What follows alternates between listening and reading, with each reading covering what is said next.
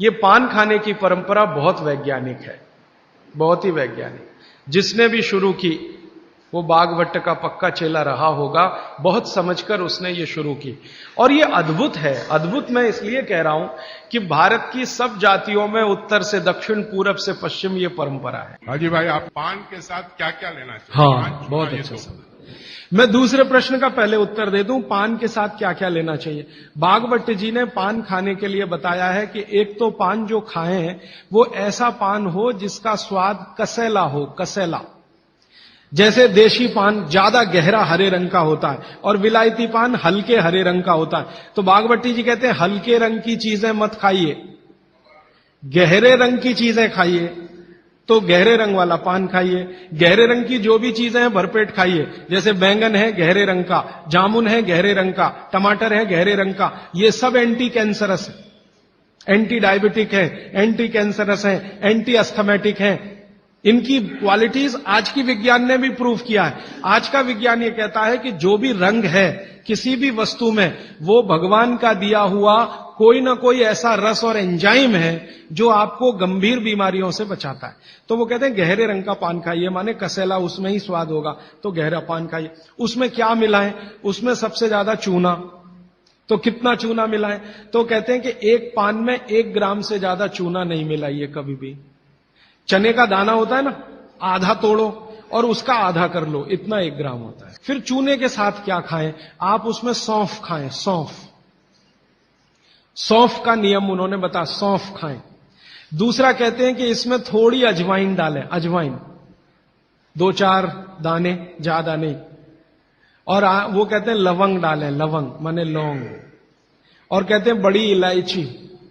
और वो कहते हैं कि गुलाब के फूल का रस, मतलब गुलकंद जिसको आप कहते हैं। ये चीजें उन्होंने बोली हैं पान में नियमित रूप से खाने के लिए। अब इसमें उन्होंने जो बोली नहीं है वो बात ध्यान रखिए। सुपारी कहीं नहीं कहा, कत्था कहीं नहीं कहा। तो मैंने सुपारी और कत्था छोड़कर ही पान खाएं। थोड़ा आगे बढ़ते हैं। एक चीज के बारे में बहुत बखान करते हैं, माने बहुत बढ़ाई करते हैं। वो ये कहते हैं कि जो लोग खाने के बाद पान खाते हैं चूना मिलाकर, वो जिंदगी भर वात के रोगी होंगे नहीं। जो खाने के बाद पान खाते हैं चूना मिलाकर, वो जिंदगी भर वात के रोगी होंगे नहीं। माने चूना, वो बोलते हैं, सबसे बेहतरीन वातनाशक औषधि है। चूना सबसे अच्छी वातनाशक औषधि है। चूने के बारे में बागवट जी का बहुत बहुत रिसर्च है, बहुत रिसर्च है। और वो ये कहते हैं कि ये भगवान की दी हुई प्रचंड मात्रा में अद्भुत ऐसी चीज है जो आपके वात के सब रोगों को दूर करेगी। माने घुटने दुखते हैं, कमर दुखती है, कंधा दुखता है, चूना खाइए।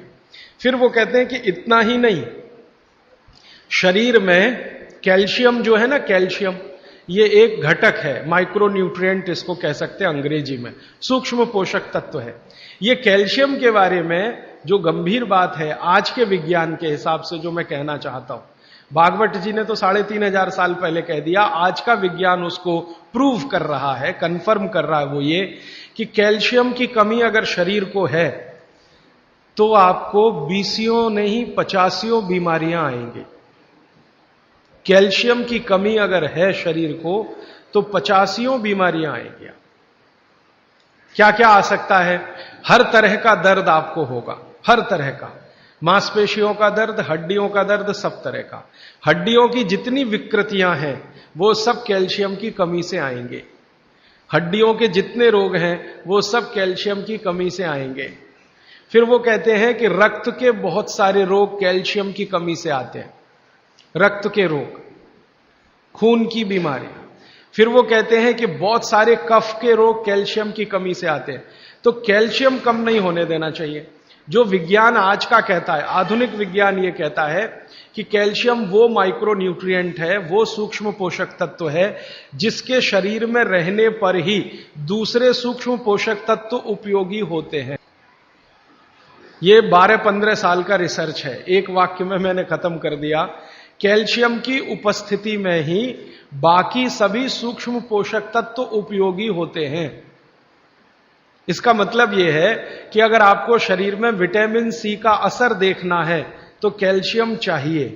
विटामिन ए का असर देखना है तो कैल्शियम चाहिए, विटामिन बी का असर देखना है तो कैल्शियम चाहिए, अगर विटामिन डी का असर देखना है तो भी कैल्शियम चाहिए, विटामिन के का असर देखना है तो भी कैल्शियम चाहिए, प्रोटीन अच्छे से आपके शरीर को काम में आए तो कैल्शियम चाहिए, कार्बोहाइड्रेट्स ठीक से आपके शरीर को मदद करे तो कैल्शियम चाहिए, फैट्स आपके शरीर में डिसॉल्व होते रहें और जहां जरूरत है वहां लुब्रिकेशन में मदद करते रहें तो कैल्शियम चाहिए। माने समझ लीजिए कि कैल्शियम अगर नहीं है तो शरीर में सब कुछ बीमारियां आने ही वाली है। इसलिए कैल्शियम की उपलब्धता शरीर को होनी ही चाहिए। अब इसके बारे में बागवट जी कहते हैं, आधुनिक विज्ञान ने अभी प्रूव किया, बागवट जी पहले ही कह गए कि हमारे शरीर की 40 वर्ष की उम्र तक, 40 से 45 वर्ष की उम्र तक जो कुछ भी हम खा रहे हैं इसी में से हमको कैल्शियम मिलता रहता है। सबसे ज्यादा कैल्शियम आप जानते हैं दूध में है, दूध, फिर दूध के बाद दही, दही के बाद मट्ठा, मट्ठे के बाद मक्खन, मक्खन के बाद घी, इन सब में भरपूर कैल्शियम है। फिर आपने खाया संतरा, मौसम्मी, नारंगी, अंगूर, द्राक्ष, जो भी खट्टे फल, आम वगैरह वगैरह, सब में कैल्शियम भरपूर मात्रा में है। फिर सबसे ज्यादा कैल्शियम फलों में माना जाता केले में है। केला भरपूर खाना चाहिए क्योंकि कैल्शियम का सबसे बड़ा भंडार है और आसानी से हजम होता है।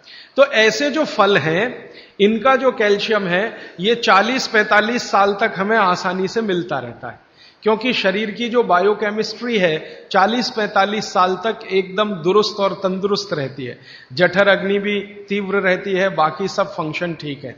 लेकिन जैसे ही 45 की उम्र खत्म होती है, माताओं को यह बात विशेष रूप से कह रहा हूं, बहनों को, माताओं को, जैसे ही आपकी 45 की उम्र पूरी होती है और आपका मेंसेस साइकिल बंद होता है, मासिक धर्म आपका बंद होता है, उसी समय आपको कैल्शियम हजम होना कम होना शुरू होता है। आप कितना भी ये सब चीजें खाएं, केला भी खाएं, ये भी खाएं, लेकिन कैल्शियम उतना पूर्ति नहीं करता, क्योंकि कैल्शियम को शरीर में डाइजेस्ट कराने वाला जो हार्मोन है वो तभी तक आपको है जब तक आपकी मासिक चक्र की शुरुआत है। मासिक चक्र बंद होते ही ये हार्मोन कम होता है। आप जानते हैं कई हार्मोन्स कम हो जाते हैं, तो कैल्शियम डाइजेस्ट होना बहुत मुश्किल होता है। तब आपको जरूरत पड़ती है कि बाहर से कैल्शियम लें। इसलिए सब माताएं इस बात को ध्यान दें और इसको गांठ बांध लें कि 45 की उम्र होते ही चूना खाएं, क्योंकि अतिरिक्त बाहर से कैल्शियम उसी से मिलेगा। चूना जरूर खाएं आप सबके लिए, और आपको भी है चूना खाएं, क्योंकि आपकी उम्र भी 45 की जब पूरी होगी तो ये जो कैल्शियम है वो आपके लिए पर्याप्त नहीं है जो फलों से और सब्जियों से आ रहा है, कुछ अतिरिक्त चाहिए। और चूंकि बाकी सब माइक्रो न्यूट्रिएंट्स कैल्शियम की उपस्थिति में ही काम आएंगे, इसलिए इस पर ध्यान दीजिए। तो शायद इसलिए इस देश में एक परंपरा विकसित हुई है पान खाने की। ये पान खाने की परंपरा बहुत वैज्ञानिक है, बहुत ही वैज्ञानिक। जिसने भी शुरू की वो बागवट का पक्का चेला रहा होगा, बहुत समझकर उसने ये शुरू की। और ये अद्भुत है। अद्भुत मैं इसलिए कह रहा हूं कि भारत की सब जातियों में उत्तर से दक्षिण, पूरब से पश्चिम ये परंपरा है। कहीं भी चले जाओ, आप सिक्किम में चले जाओ, अरुणाचल में चले जाओ, वो भी पान खाते हैं। और आप धुर दक्षिण में आ जाओ तो यहां भी है, उत्तर में चले जाओ, कहीं भी चले जाओ।